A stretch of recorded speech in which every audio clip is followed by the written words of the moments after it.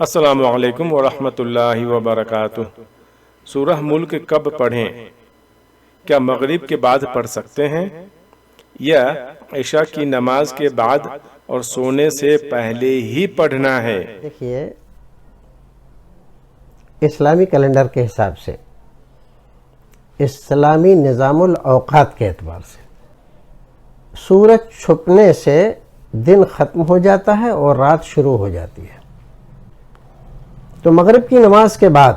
جو اوراد وظائف ہیں رات کے، شام کے،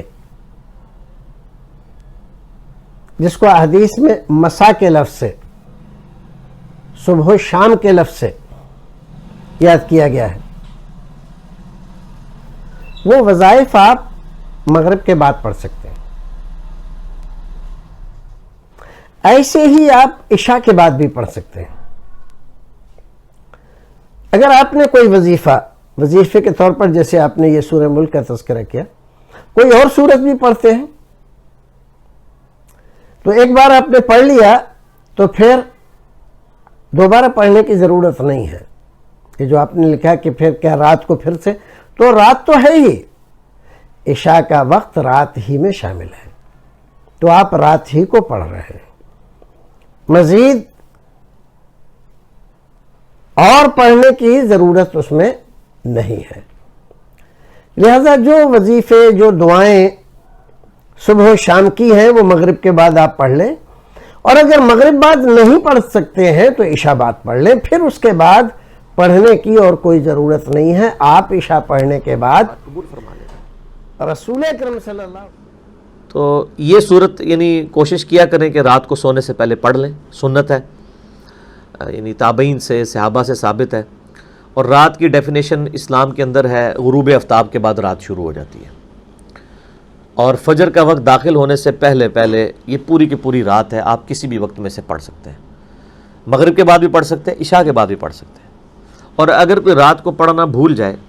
تو صحیح مسلم میں ایک حدیث ہے کہ نبی صلی اللہ علیہ وآلہ وسلم نے فرمایا، جو شخص رات کے وظائف بھول جائے یا کسی وجہ سے وہ سو جائے تو اگلے دن کی ظہر سے پہلے اگر ان کو پڑھ لے تو اللہ تعالیٰ اس کو وہی فضیلت عطا فرما دے گا۔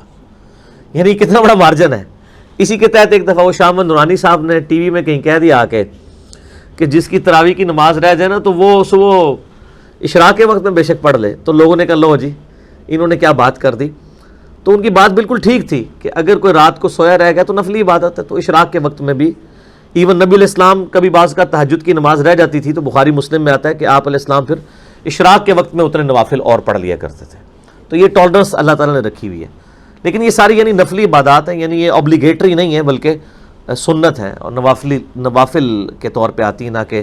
فرائض کے طور پہ ہی پڑھنا ضروری ہے۔ بھائی دیکھیے، اصل میں یہ مسئلہ کئی بار جو ہے آ چکا ہے اور یہ لوگوں کو اشتباہ ہوتا ہے۔ دیکھیے، میں ذرا آج تھوڑی سی اس کی تفصیل رکھ دوں جو شاید پچھلی مجلس میں ہم نے نہیں رکھا ہے۔ اس کی تفصیل یہ ہے کہ دیکھیے، اس سلسلے میں اللہ کے رسول صلی اللہ علیہ وسلم کا اگر عمل دیکھنا چاہتے ہیں،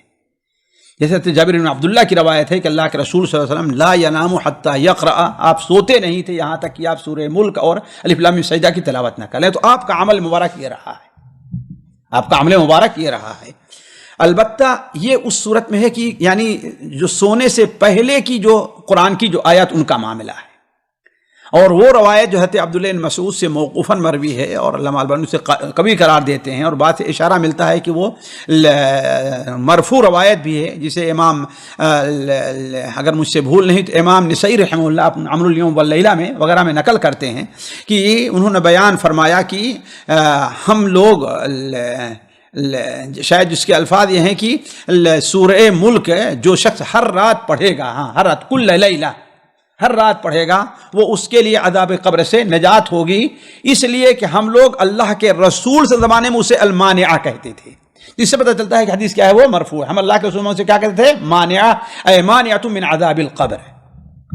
ہے نا۔ اب ظاہر بات ہے رات کا معاملہ مغرب سورج ڈوبنے کے بعد سے شروع ہو جایا کرتا ہے،